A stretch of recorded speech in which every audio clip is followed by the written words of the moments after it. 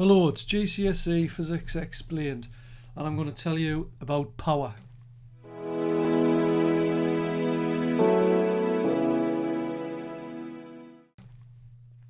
These are the things exactly that I'm going to tell you about that you'll be tested for on your exams.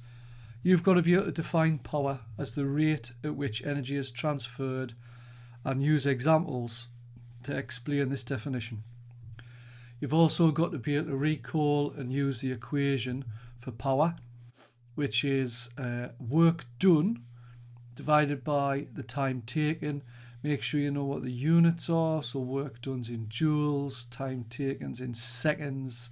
So power is in joules per second, or more commonly we say watts. You've got to be able to recall that 1 watt is equal to 1 joule per second. So here we go, work done, energy transferred and power. You do work when you use a force to move an object a certain distance.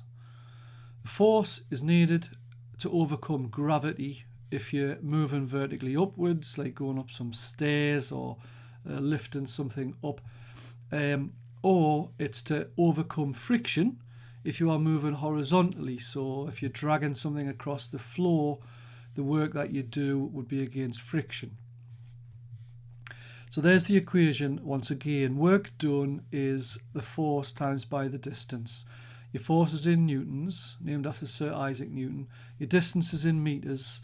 So the work done, if you're multiplying newtons times by meters, you're going to get Newton meters. They often put in joules though, because work done equals energy transferred. You'll see on the next page. So that's how to rearrange the equation using the magic triangle. If you need to work out the distance, it's work done over force. And if you need to know the force, it's work done over the distance. So it does take energy to do work. Some people are lazy and don't want to work because it takes too much energy. So what we can say is work done equals the energy transferred. So 1 Newton meter is going to be equal to 1 joule, which would mean 2 Newton meters would be 2 joules, 10 Newton meters would be 10 joules, blah blah blah.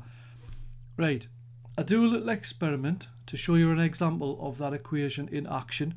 I get people to run up the stairs and see if they can beat me.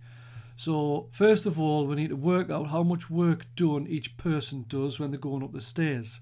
So to get your work done, you do your force, which would be your weight, because if you're going up the stairs, it's against gravity.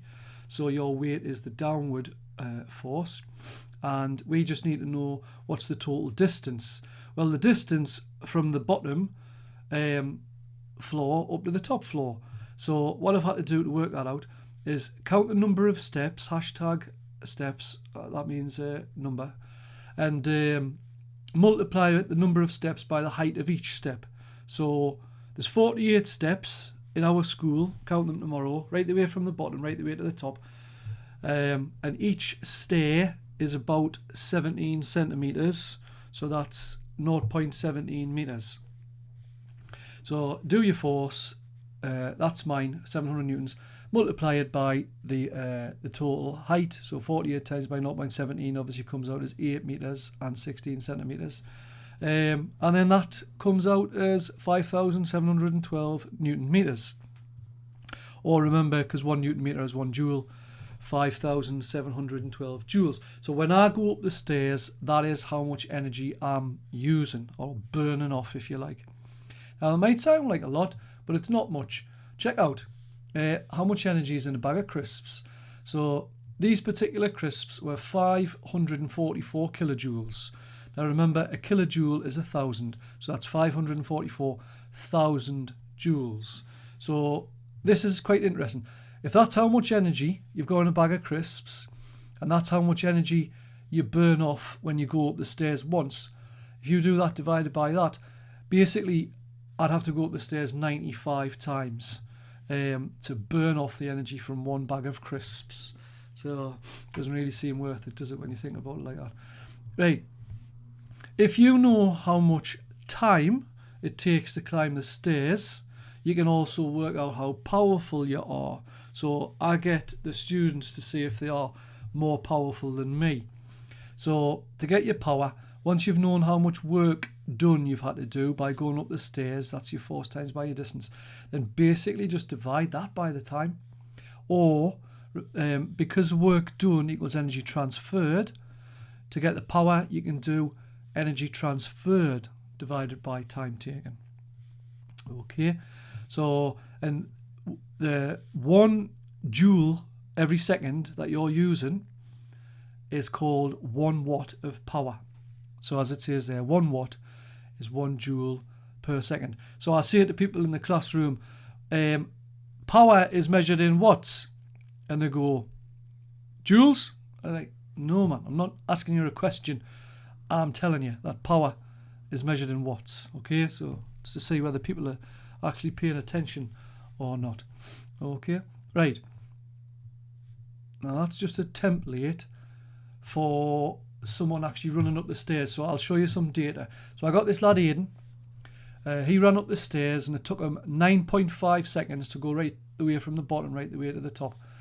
Now his weight was 600 newtons. So to find out how powerful he was, we need to work out how much work has he done and then divide it by the time taken. So remember, the work that you do is his force times by his distance. So there's his force, 600 newtons.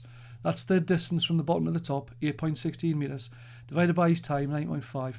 And then that comes out as, so that number there, 4896, is obviously 600 times by 8.16. Divide his work done by his time, comes out as 515 joules every second. That's how much energy he was transferring every second. So 515 watts. And then I got him to walk up the stairs. So it took him 19 seconds to walk up the stairs. So how powerful is he when he walks? Well, again, just use the same equation, work done divided by the time taken. So work done is force times by distance. It's the same force because it's the same lad, and it's the same distance because it's the same stairs. But this time it took him 19 seconds. It took him longer to run up to walk up the stairs. So basically, he wasn't transferring as many joules every second, so his watts were less, his power was less. Right, here's a few examples for you to try. What you should be doing here is, first of all, take Adam, for example, multiply his force by his distance and work out how much work he's done. Then once you know how much work he's done, divide it by how long it took him to run up the stairs, and then you can work out how powerful he was. So Adam ran up the stairs, I got Joel to run up the stairs, and there's Big O. That's my that's my force there, and that was my time.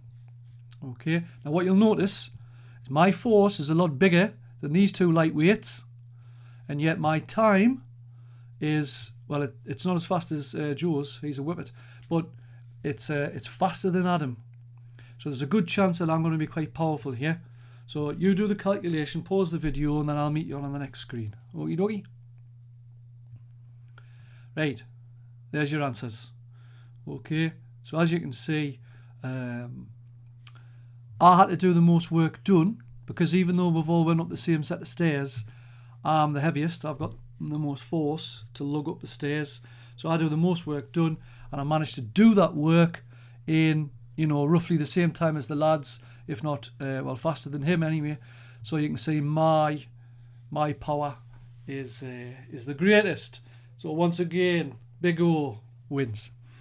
All right, there's not many kids have beat me over all the years I've taught here. All right, and that is how to take care of that. So thank you very much for now, and goodbye.